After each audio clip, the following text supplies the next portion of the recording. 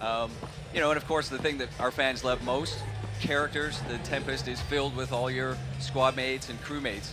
And I don't know, Mike, maybe you want to let's just go have a chat with one of them over here. We'll talk to Subi over here. Yeah, our science officer, Subi.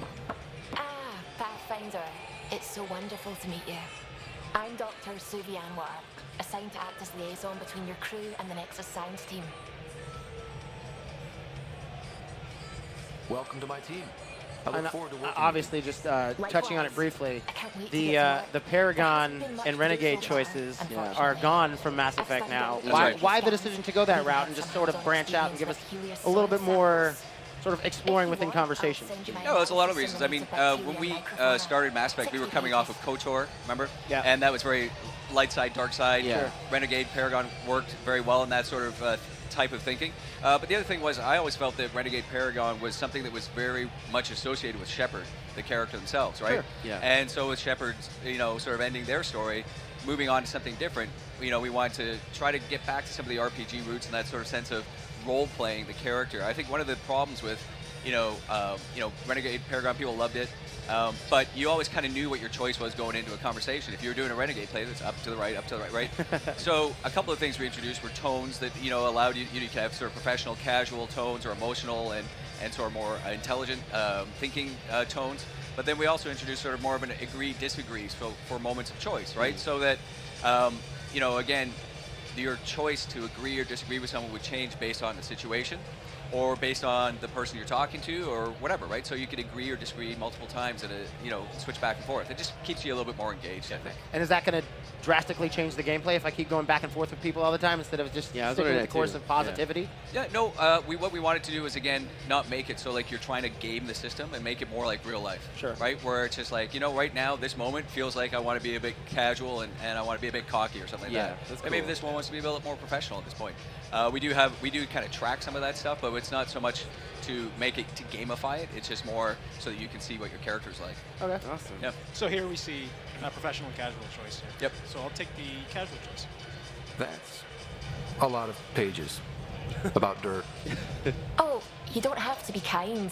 I know it's barely more than a summary. And you can see some of the lighter tone there I've waited as well. months to get out there to see Helios. It's why I joined the initiative. The Milky Way was just a corner of a vast universe, a corner of a tiny corner. We're the ones who got to step out of that corner. It's incredible. I guarded a mass relay for some time. I always wanted to see the other side. I totally know what you mean. So will you be joining us on missions? Oh, that's funny. Me, out there, with the guns and the danger and everything. And as much as we've been, you know, people have commented on the lighter tone, you don't have to take that path. You know, it's just a lot of people choose to take it because it's a lot of fun. You know, you get to be a little bit more cocky or a little bit more whimsical if you want, sort of thing, right? So here I could flirt with her if I wanted to, but to avoid some spoilers, we probably won't do that this time. Okay. Why should that be funny? You seem capable. Oh, I'm flattered, but no. I have no combat experience. I'd shoot you in the back. Not intentionally, of course. At least she's honest. True. Anyway, I've just received some instructions from the science team, and I really should go over them. Later, then. So what do you think is going to give Ryder that edge that Shepard had, you know, when people would sort of grasped onto that character and they wanted to continue his story? Yep. What is it going to be about Ryder that people are going to be like, yeah, I like the humanity within that character? You know, I think the primary thing was, and this was a big thing that we did to sort of set up the difference between Ryder and Shepard, is that, you know, Shepard started, they were a hero already, right? And so the trilogy was like going from a hero to a legend, almost, right? This really is Ryder, Scott and Sarah's first big adventure. So they actually grow and change throughout the course of this. They start off a bit unsure. You know, they're not natural born leaders. They have to earn that, right? So they actually get to see that progression as you go through it. And I think the nice thing about that is it aligns more with the player, because the player is new to the game. They're trying to figure everything out, and they also get better at everything as they go along. So I think just having that sort of tighter synergy, I think, is really going to help people sort of grab onto them a little bit more. But I think also the fact that, you know, you can be a little bit lighter with them at times, you know, for the people who want that. There's a bit more breadth of character in the Riders than there was in Shepard. Awesome. Yeah. So like when you go to like the different areas, like say there was like a planet that you possibly went to before, like will you see like possibly things in the future, like from Shepard's world, kind of, with this game? Sorry, I didn't catch what you meant by that. Oh, like when you go to a different world, like say if you went in the original Mass Effects, like we see like the path with Shepard, like in this game. Oh, I see what you're saying. Yeah. Well, we do have some acknowledgements of Shepard and stuff like that throughout the game. Cool. You have to kind of dig around and find them. We like to leave those in there for Awesome. people to sort of explore and find. Awesome. You'll actually notice. Well, we kind of skipped over it today, but one of the first things, if you go into the character customizer, one of the first options is was your Shepard male or female? Because of course we need to know if we're going to reference them, were they male or female? So Nice. I mean, that was a little hint that that will be in there. I think one of the biggest additions, obviously, for us was we've got this beautiful representation of the galaxy map, but space itself is really space. It is a level that we've created for here. So every time you go to a place, we actually see the transition from one planet to another planet, or to an asteroid, or to another system. And then, of course, when you arrive there, if you get out, you can see all of that outside of your window when you're traveling. So, to me, we want to create a more open, free experience. Dropping to a 2D UI every time you want to travel between places kind of takes you out of that sense of immersion. Sure, yeah. No, I'm in a giant space adventure, right? So are we still going to have that random, I was going to say, there's going to be anomaly stuff, and like then it just popped up. So like, yeah, there you go. Right there. Look at that. So I'm going to shoot a probe at that one. Yeah. Oh, I love it. Yeah. I found an asteroid. And the great thing about, again, I said it's about exploration. We wanted that one sort of theme, it permeates everything that we tried to do in Mass Effect Andromeda. So everything from space to the characters, the roles that you're playing, combat, all the gameplay. And so we really want you to feel like you're exploring space and discovering things here. So sometimes, if you find an asteroid, like Mike did, you're finding resources, and that'll help you along. But you can also find, key elements to a plot, or you can just find lore. We always know that people just love to learn about the new galaxy that they're in. Sure. So when finding resources, how is that going to play out for my character? Why am I finding and discovering all these resources? Or why would I want to go seek them out? Yeah, exactly. I think it's a really good question. I think I talked about exploration, but the other sort of tension that we wanted to put on that was a sense of survival, right? Not just for humanity in Andromeda, obviously that, but also just that, you didn't arrive in a place much like, in the trilogy you arrived, you were given a ship, you're part of an organization, there was all of these resources that you had at your disposal, and that was fantastic. But in this one, what we want to create is a sense of, no, there really isn't much out there until you allow it to be out there. So that means that, as you're looking for things, people aren't going to say, oh yeah, here's a whole bunch of resources for you. They'll be like, no, you want to build a new gun, you're going to have to go find the stuff to build a new gun, then find someone to build a gun for you, and then build a gun, right? Nice. Or do it yourself. Okay. Or Cool, do it yourself if you want to do the crafting, right? So to me, I think that's the driving force for it. Nice. So let's go ahead and land on EOS then. As I got to EOS first, I scanned it. There's a whole bunch of information that came up with EOS about the available minerals, the types of things, the viability relative to it. It seems like a desert world with significant resources. Yeah, it does indeed. Yeah. I'm not just reading that off the text right there. I was just Yep. loadouts. Yep. And as soon as you go to land on a planet, of course, you bring up the loadouts, allow you to change your weapons, armor, bring consumables with you, and of course choose the squad that you're going to take down. And in the future, something else. Okay. Which we'll find out. right. We'll cover that during this this very session, if we get far enough. Hope we're all ready. Gallo.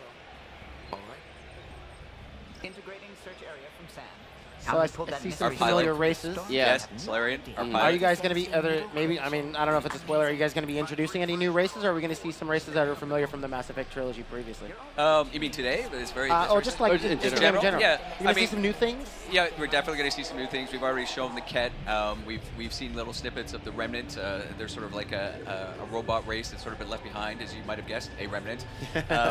And they're actually guarding a lot of things here in the Milky Way that are important for you to discover. And are there going to be sort of worlds to explore off the beaten path? Like, are there going to be like, oh, I can come across a random planet on this galaxy that I was just searching for? Doesn't really play into the main story at all, but I can just explore random planets. We didn't come We have a couple of planets that are a little bit more optional than others. But what we tried to do was always at least touch the planets with the critical path, so you had a reason to go to them and at least experience them once. Nice. But a lot of times the critical path, kind of, like I said, you're there for a little bit, and then it can take you away, and then it's up to you. Well, do I want to stay and explore this planet, or do I want to, follow that main storyline and just see what happens there? And, for the first time ever, we're also allowing you to continue exploring all of those planets after the critical story actually ends. So you don't have to do everything right up front. You can kind of be like, yeah, I just wanted to see the story, and I'll come back to this later. Although, you know, there are some things that you could do along the critical path and in the exploration that would help you in the Makes final sense. moments of the critical Yeah. path. So if you want to just run and gun, gung-ho, like I'm going to get straight to the end, Yep. but if you explore more, different things might happen. That's right, exactly. We want I to do have love that. We that, want to have like- that sense of reactivity. Yeah, I do love like the dialogue that's happening while going into the next like planet. It's pretty cool. Yeah. Set us down at this nav point. One of the things we really wanted to sort of draw out, certainly for the first time you land on each world, was that sense of, okay, well the promise is exploration. You went to a new galaxy, and what would people be feeling? What would they be thinking when they do that? And again, you know, this is something I feel that we at BioWare and the Mass Effect trilogy really focus on, which is using characters to sort of bring those moments out. It's, you know, beautiful visual effects and explosions, all that is fantastic. But I want to care about it, and I want to see other people and what they're reacting to and how they're dealing with the situations. Like, for instance, here, we've landed on EOS, we've talked over some of the dialogue, but this is a failed site. So people tried to make a new life living here, and now we don't even know what happened to them, and it's up to you to go and discover what's going on in this abandoned site. Plus, no pathfinder. I love how safe the other guys are. Helmets. That's what I was just about to say. Yeah, that's right. Don't need them. Yeah. Like, she can breathe Yeah. this air. Yeah, we should call out that is an option that you can set. You can actually have their helmets on all the time or off in conversations. I was gonna say, Ryder's, Yeah. Ryder's not taking any risks. He's like, you Exactly. know what? That's right. I'm gonna wear my helmet. That's right. Hey man, that's how you get to be the Pathfinder. Don't breathe bad air. But yeah, so here's our map. I don't know if you want to talk about that, Mike. Well, I mean, we just landed here. Yep. The size of the space is massive relative Yeah. to where we landed. So we've got a lot of exploring to do, a lot of adventuring to do. Yep. But first, we're trying to find out what happened to the settlement. And one of the things we want to do consciously on most of the planets, we actually want you to land on foot, like really get that sense of feet on the ground before you race off and and get in your Nomad, which we actually haven't got here yet. But just because there's always you want that opportunity to discover what is this planet about. We can tell you what it is about, I guess, in a cutscene. But I'd rather you explore in this area. Sure. Learn what's the story of this world, what's the story of the people that are on it, and then figure out which path you want to take, because things after this opening area just open up. You can go wherever you want, right? And there's, oh, look at that. Yeah, and Yeah. it's just like so free. It feels great. Oh, the new locomotion, honestly, is one of the biggest advancements we've done. Oh, it looks so good. Yep.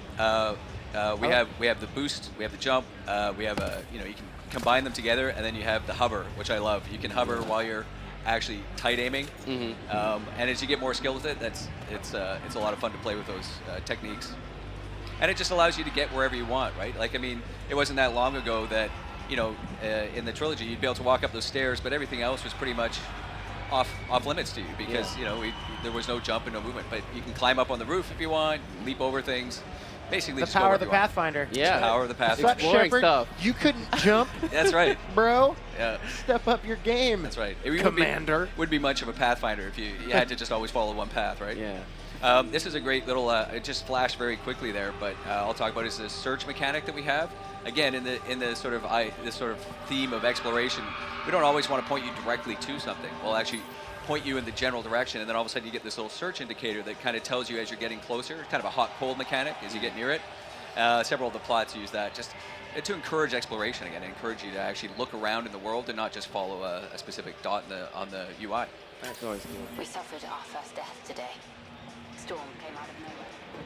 And so, yeah, go ahead. ahead. Well, I was just going to say, one of the things, Got swept even in this away. opening area, His which wife is is still in cryo. desolate Maybe and by people are missing, and they obviously something terrible has happened here. We filled it with lore, right? And I think that's one of the things, really done a lot of world building this, so that you really get a sense of what happened to these people when you're in here. There's a great little thing that happens later on. I don't know if we'll see it today, but where you can actually sort of use your scanner to sort of scan the past and sort of bring up recordings of what people were doing Oh, nice. when they were still living here, and you can kind of learn about their plight as they were here, and then where some of the people ended up. And yeah, there's the scanner. It's a good example of it.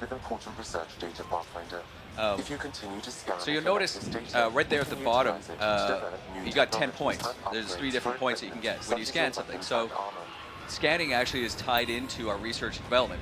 So basically, in order to craft something, what you want to do is have a blueprint, and those blueprints you can get from finishing a quest. You might just find it as loot. You could buy it at a store. But the other way you can do it is you can actually make those blueprints yourself. But in order to do that, you need research points. So as you go through and you scan things, you actually get research points that you can use to create blueprints. That is cool. And the reason there were 3 at the bottom is because there were 3 different tech tiers. There's the old Milky Way tech tier, so a lot of the guns and weapons that you're familiar with. Then there's the Helios cluster ones. But then there's a third one, which we haven't quite got to yet, but it's the Remnant.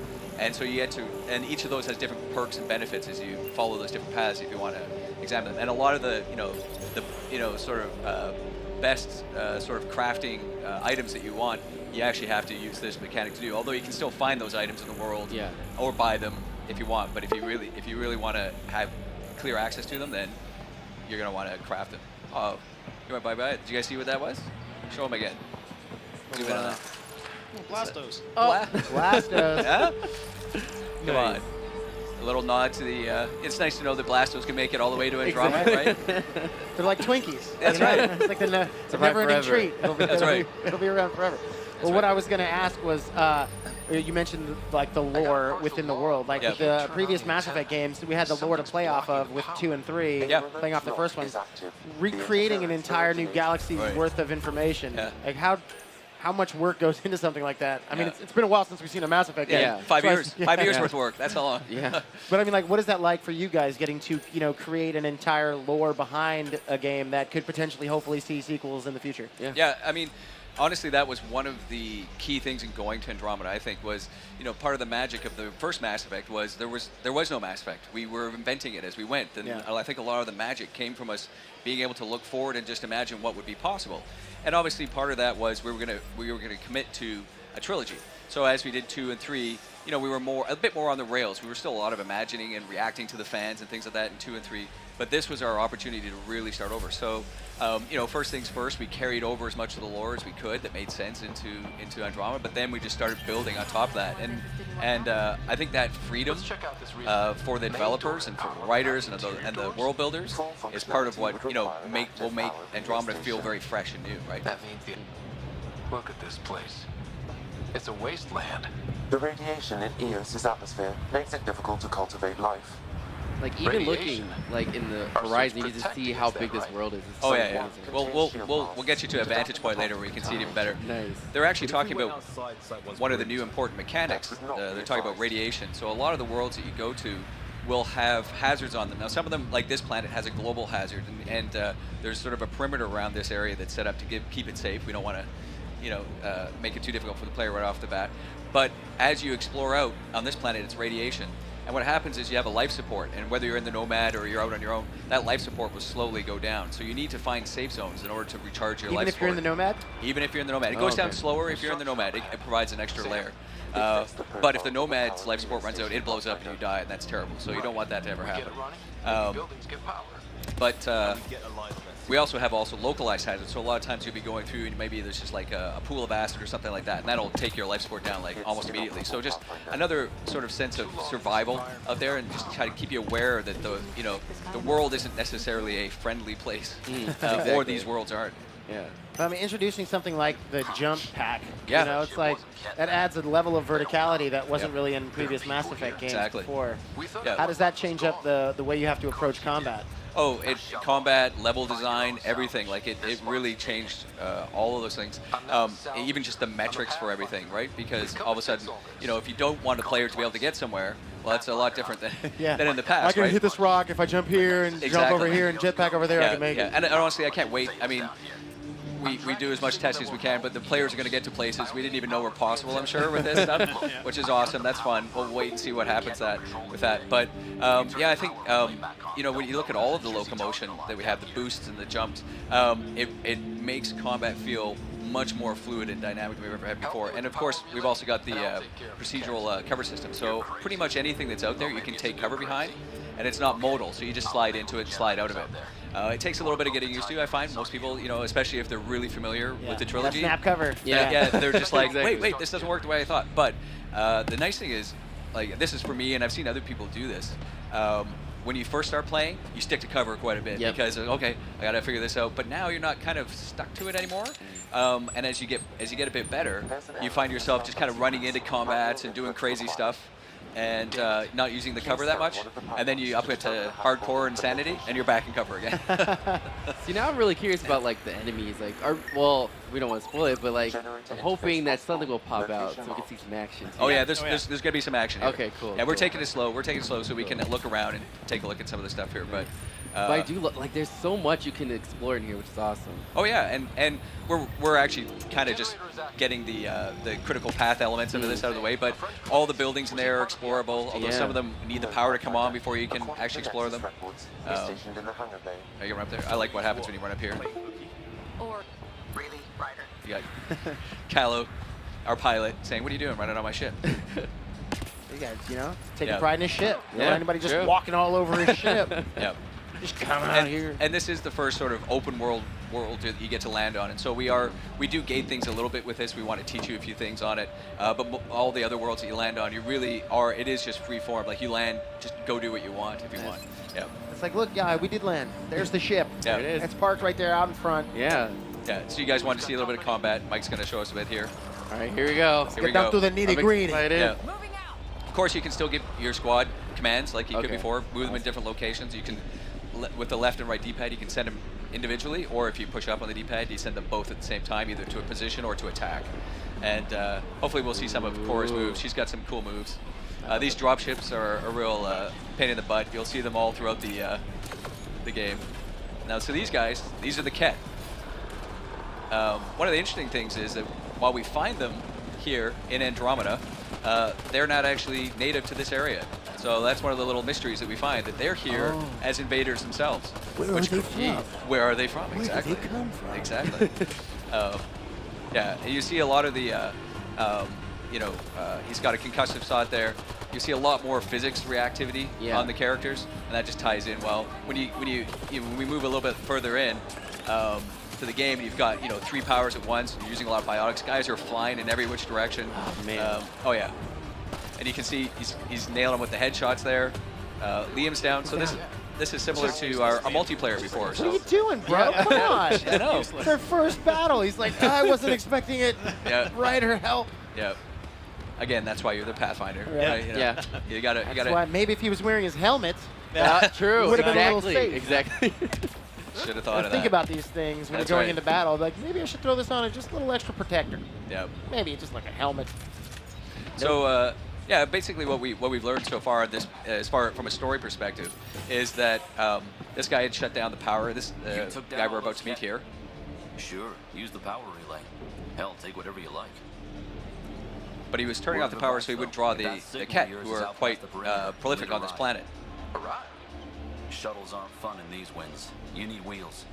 I think they kept a little something in storage. Oh, did they? Mm-hmm. I'll take another look around the outpost. Just finding it won't be enough. Hope you're smarter than we were. We're heading to our shuttle. Keep this up. Maybe next time we'll find more than just salvage around here. Giving them Don't hope. suppose you've got anything we can One use? Pathfinder at a time. That's right. Oh.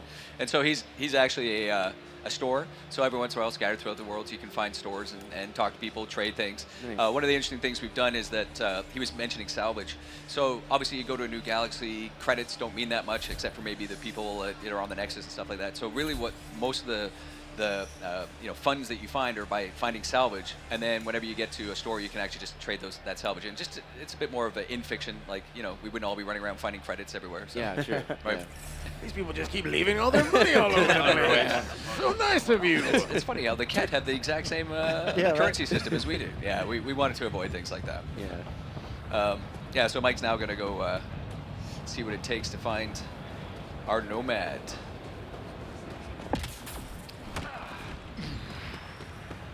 What was one of the other new things you saw there? That was actually some loot. Enemies now drop loot. Okay. So it's actually as you go through, a lot of the combats and stuff like that. A lot of times it's actually important to find stuff as you're going. One of the things we've done with our loadout system is, if you find something you want to equip it, you equip it when you find it, right? So it's important that you pay attention when your loot comes up, so you know to equip it then. Yep. There's obviously there's going to be a way to equip it later on. Oh yeah. You'd So be like, you got this sweet weapon. Did you equip it? Nope, it's gone. yeah, that's right. That's right. It's that we really believe in consequence in the Mass Effect. You know, you have a decision to make. But one chance, That's right. bro. This is Do you one take chance. this No. one or this one? No, okay, let's clear that up. No, so like you saw when you landed, you can change your loadout. There's a place on the Tempest itself where you can do your loadouts whenever you want. Okay. And in about 3 or 4 minutes here, we're going to show you forward stations, which is another place on planets. When you're out here, you can change your loadout as well. Go slow. For sure. We'll follow your lead. A warning. Radiation levels beyond the perimeter of Site 1 are well above acceptable limits. You cannot proceed without additional protection. So if that structure could make a difference here, well, that would be really good. Sounds like it would be. We better find that vehicle That's Clancy right. mentioned. All right, now let's find the Nomad. Yeah. Okay. Viability. Now the power is restored. So We can viability is one of the key mechanics when you're going to all these planets. So we have 2 types of viability. We have what we call AVP, which is Andromeda viability. And so almost anything you do, whether I thought it was it's Aliens versus Predator for a second. I'm like, what? I know. Crossover. I know. I keep telling people it was the least worst 3-letter acronym we came up with. There was a lot of really bad ones, but and in the end, that's one we went with. But so anything you do, whether it's critical path story moments, whether it's out here exploring, anything like that, will give you AVP over time. And as you do that, you actually you unlock the ability to sort of wake up people from cryosleep. And that starts to populate the Nexus, but it also gives you perks as you do it. So you get to choose: do I want to wake up military people? Do I want to wake up scientific people? Do I want to wake up more trades-oriented people?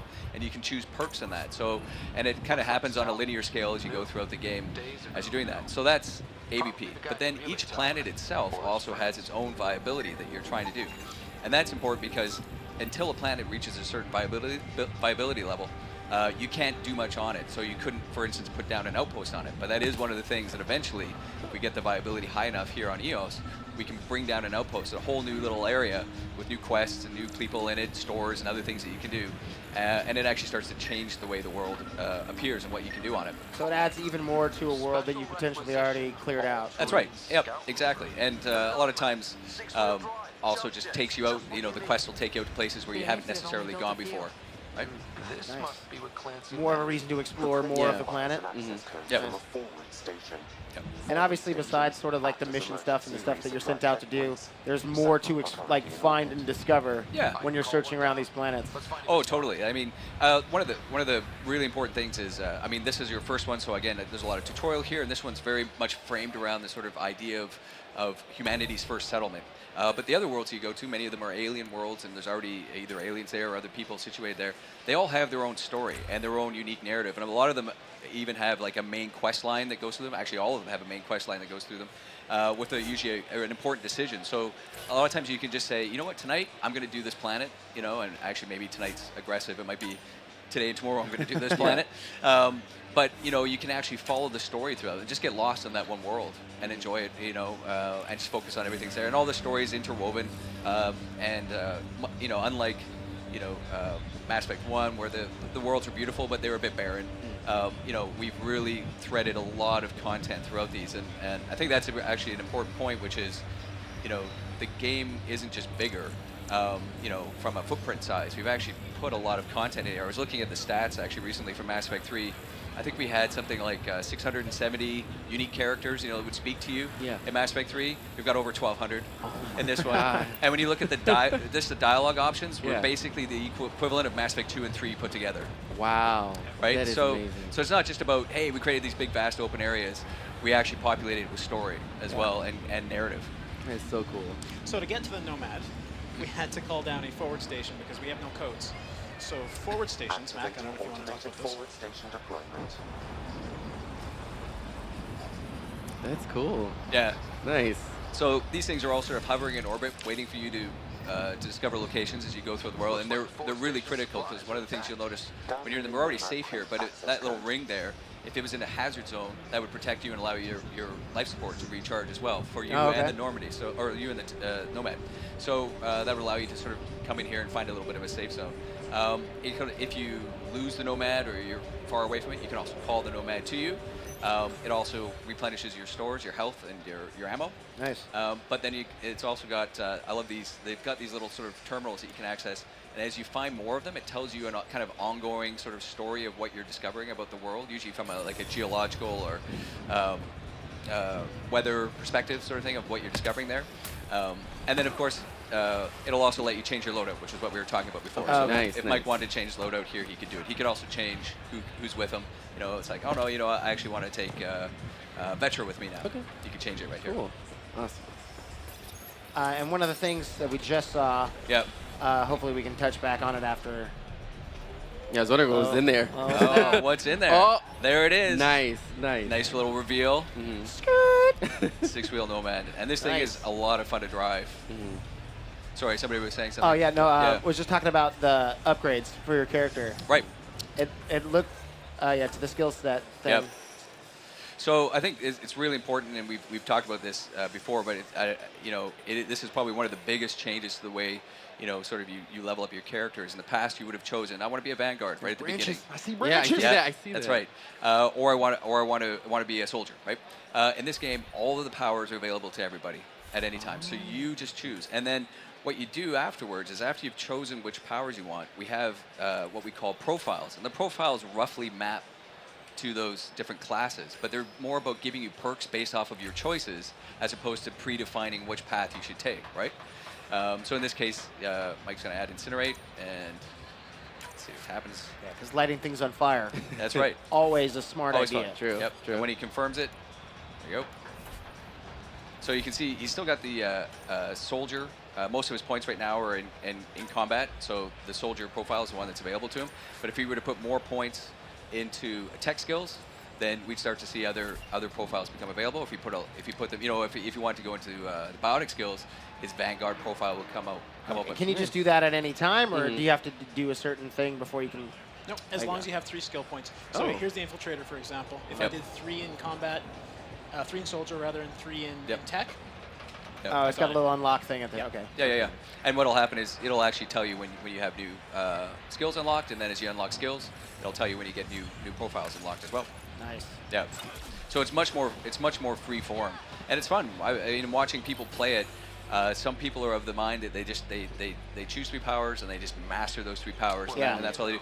But there's other people who are just like, no, I'm all over the map. I want to try all these different things. Yeah. And you can do that if you want. We even the Explorer profile is kind of designed for those people. It's like if you just have a little bit in everything, you still get your perks. Yeah. Nice. Because I remember the first Mass Effect game there was a lot of choices you could make and which you wanted to upgrade. And then by the third one, they kind of like, we're just going to narrow it down to sort of this. Yeah. And maybe you can open up something else. But this is just like, here's everything. Yep. Boom. There you go. That's right. Choose your path, Pathfinder. That's right. Exactly.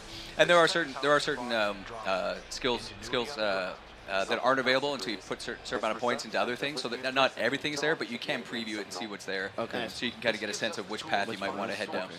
Yeah. And maybe whoever else. So I think I found a crafting area I could do research and development Crafting? on. Yeah. So we talked about that before. Take some salvage. Yeah. Is there an item limit? First thing? There is you have an item limit. You can see there, 9 out of 50. Oh, okay. See it at the top left there?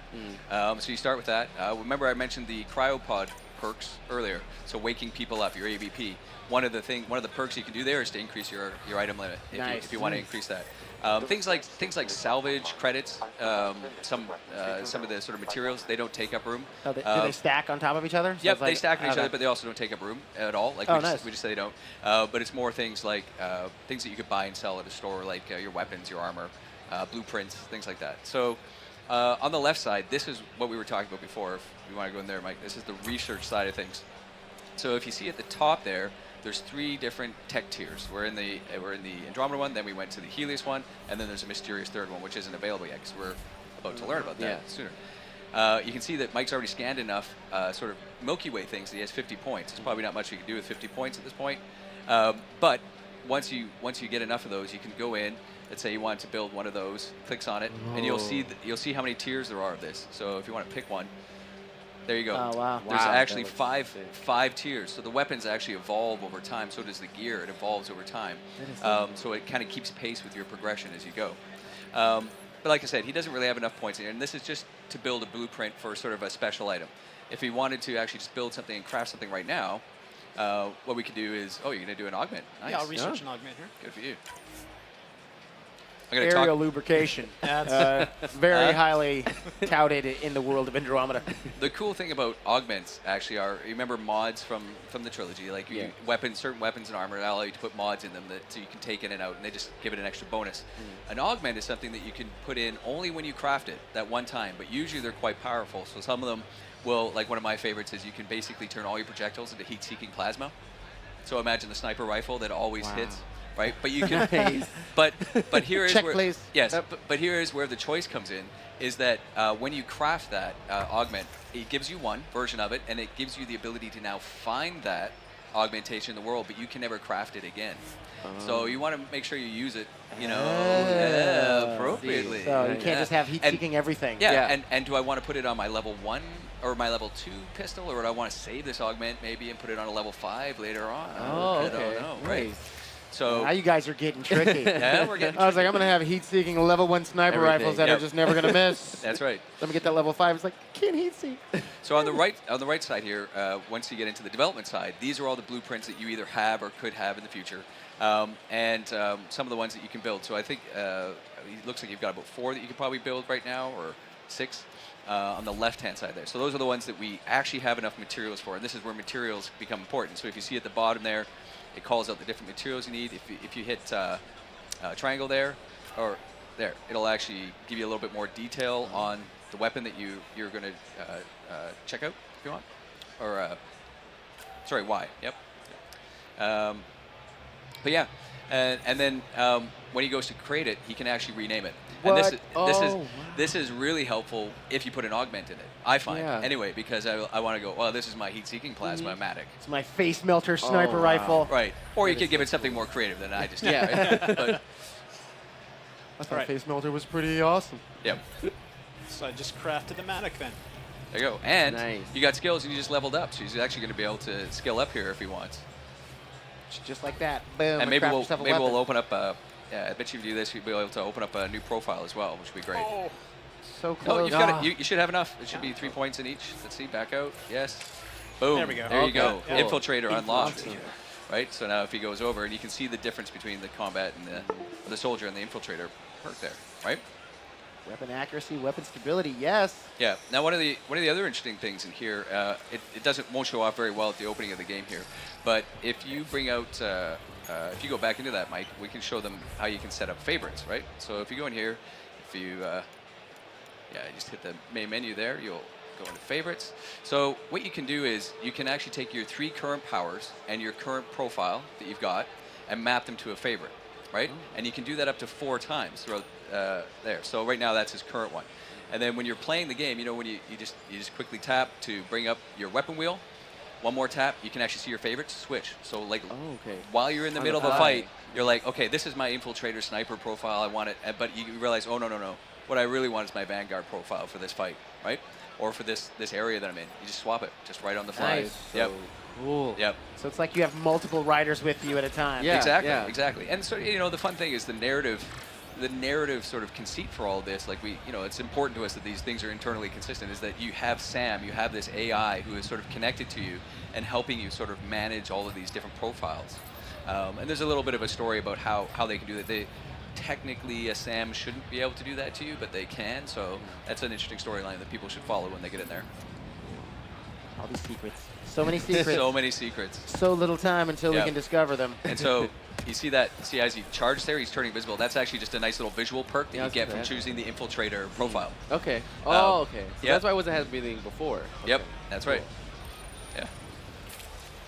So here, we can change our weapon. He just made a new Matic. Bam. You can see the mods. I don't know if you have any mods. No, you probably don't have any mods. But you could put a mod in there if you wanted to. Matt made the Matic. Not surprised. And then we could also change out our characters here, just to keep it fresh. The nice thing is, you probably heard them bantering back and forth. Depending on which pair you bring, they always have different things to say. Yeah. Some of it is kind of what we call global, in the sense that throughout the course of the game they kind of develop a relationship, and some of it's more contextual. So they'll be talking about this planet specifically or where we are at. But depending on who you bring, it's always a little bit different, and it's fun because whether you're out, walking you know, like this, or if you get the Nomad, they kind of talk away at you in the backseat, comment on your driving skills, things like that. Is there going to be, I mean, obviously, everybody loves them some alien relationships. True. Alien relationships, Are you yep. going to be able to further your relationships with each individual member of your crew? Yeah, so everyone that's on the Tempest, whether they're a squad mate that goes with you on missions or whether the crew, they all have very involved relationship arcs.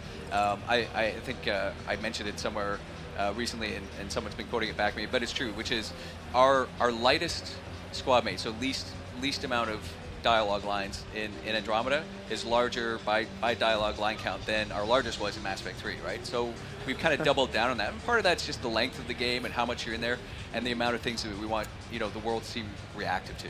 So now, now I see the radiation here happening. See? Over Now, here. yes, Okay. that's a good example. So as he comes out of here, so this area is a safe zone. There's different planets like on, we have one called Eladin. It's actually shadow keeps you safe because there's so much heat there, right? So when you go in the shadow, you're safe. When you're out in the open, you're more exposed, and it starts to, your life support starts to go down. And if he were to get out of the vehicle, his life support will go down even faster. Wow. So, yep. So, But it's not punishing. We're not, unless there's a specific zone that we're trying to, you know, get you in for a while. Yeah. Generally, it's not something that you have to constantly be checking on, but it is a little tension that you have to kind of be paying attention to, and also a nice reminder that these worlds are very hostile and dangerous. Yeah, true. And one of the things I don't really remember the previous Mass Effect games tampering with was sort of elemental effects, like weather effects. I mean, I know there were, but you mentioned like having to stay in the shadows because it's too hot. Are you guys going to be doing that a lot within the game? Like, you're going to be playing with different environments and different sort of elements? And Yeah, we try to really make, like, another example is Vold, which we've a few people have seen. It's blizzards and cold spots and things like that. So Vold is cold. Vold is cold. That's how you remember it. It's Nice. very easy. Okay. EOS doesn't rhyme with radiation, but we'll figure that one out. But yeah, I mean, we want each of the worlds to sort of feel like it has its own personality as well. That was one of the things I often asked early on when we were developing these is, what is the story of this world? I want to know what its story is. Like, even before we talk about who lives there and everything, like, what's the story of the world and why is it the way it is? Keep in mind that, narratively speaking, all the planets that we're going to travel to, including this one, were identified as these golden worlds from afar. Like, you know, from the Milky Way. Sure. And when they got here, they went, this isn't what we thought. So something has clearly gone on here, and it might have something to do with these giant, you know, alien structures we've got here. But, you know, it's more interesting to sort of get there and obviously find you have to do something to make these places livable as opposed to, oh, welcome to Hawaii, I guess your job is done. Yeah, true. So, let's discuss the Nomad a little bit. Yeah. Got Mike, a new vehicle, yeah, Mike was... six-wheel drive. Yep, Mike was just driving it up there, and you noticed that it was kind of slipping. It wasn't getting traction as he was going up there. You can actually go into a six-wheel drive mode, which gives you much more traction. One of the other nice things is that you can actually upgrade the Nomad over time. So if you want to improve the speed, because the sort of six-wheel drive mode is a little bit slower, I find it's great if you're on ice or if you're trying to not fall off a giant precipice somewhere or something like that. It's good for that, not just going up hills. But if you want to be able to, you know, get it going so it's a little bit faster later on, you can do that. You can also increase just the overall durability of it as you go. And it's also got a shield that you can put around it, so when you get out of it, it actually kind of shields you a little bit. Nice. So, because a lot of times you'll use it. I mean, I do. I kind of drive up to a fight, hop out, and actually use it as cover, right? So here's an example of the steepness of a hill I wouldn't be able to get up just on four-wheel drive. But if I slam it into six-wheel drive there, it gives me the traction I need to get up. Instant. Yeah. It's like a space Hummer. Yeah, exactly. And we even have a fun one, which I like. It's called like an agility mode that you add in later. Think of it like a sport mode. It basically turns off all the things that help you drive it. So you can do a lot more donuts and goof around with it if you want. Originally, we kind of had that as the default, but then we found people were just crashing all over the place. So we're going to go in here. And you talked about relationships. You talked about characters. Being that this is sort of one of the first areas, we're actually going to find someone who's already on this planet, who's kind of important to us. You might recognize. I think Mike's got to do a little bit of exploration first. So yeah. I'm picking up initiative tech nearby from above us. There, look, up near that scaffolding. So the scanner actually can help you also find things when you're in these sort of alien areas. You see it's highlighted here, but there's also sort of like a little indicator of what we're trying to find, right? And as he scrolls around, So, you know, you could be the kind of player who's like, I'm just going to find it on my own. Yeah. But if you want that extra hint, pull out the scanner, see what's around you, and then it's up to you to figure, oh, okay, well, now, how do I get up there? Being that this is the first one, this one's easier. But some of these areas get much more puzzle-oriented later on. Okay. Random symbols. In fact, you know, we've shown images of the remnant vaults before, and a lot of those involve a lot of puzzle solving, environmental sort of challenges as you're going in there, and your ability, sort of what we call interface with this remnant technology, is critical to that. As you can see, again, this is something our level designers had a lot of fun with, right? Because in the past, we never would have put something up here for you to find. It would have just been visual eye candy. But now, if you can get to it, it should be part of the story. It should be part of the game, right? I love that. And you can see part of the view out there. I don't know if Mike can. You can see how vast the world is. Jeez, it, like, Can I go all the way down there? Yep. Oh yeah. Oh, Yeah, okay. You can drive all the way around that lake, and there's stuff even beyond that. Like this level is very big. So, you know, that's what a lot of people do. They're like, can I hit the top of that mountain? Can I drive to the top of that? Yep. You can. Yeah. We haven't even got to the area. You know, I mentioned the outpost earlier. We haven't even got near the area where you can put the outpost down eventually. Here we go. Building connection. I apologize for any discomfort. The system seems unstable. This what happened when my dad tried doing this? Your father interfaced directly with the atmosphere processor. That proved extremely hazardous. These structures could reveal its control center. System remains unstable. Doubling our power input might accelerate the process. I'll give it a shot. Here we Do go. it, Ryder. Here we go. Who could it be? Back up. Literally. Oh, snap. Oh boy. Whoa! Easy. You've come this far. Just let it ride. I've been studying this tech for months. I don't know how you activated those glyphs, but you have to let them cycle through There's their our channels. our interrupts from before. We call them narrative actions now. Trust me, Yeah, okay? he didn't take it this time, but you can if you want. But who would want to push her off? I know, I mean, right? I know. Who am I? I mean, it's obvious who you are. I saw the ship swoop in. You're a Pathfinder. Was beginning to think the initiative just made you guys up so the rest of us wouldn't lose hope, but you're for real, huh? You're damn right. Yeah. That's how it goes down. Yep. Are you for real? You were going to tell me who you are. I might just be the solution to all your problems. Oh, maybe. Wow, Looks like maybe you did look at something. that.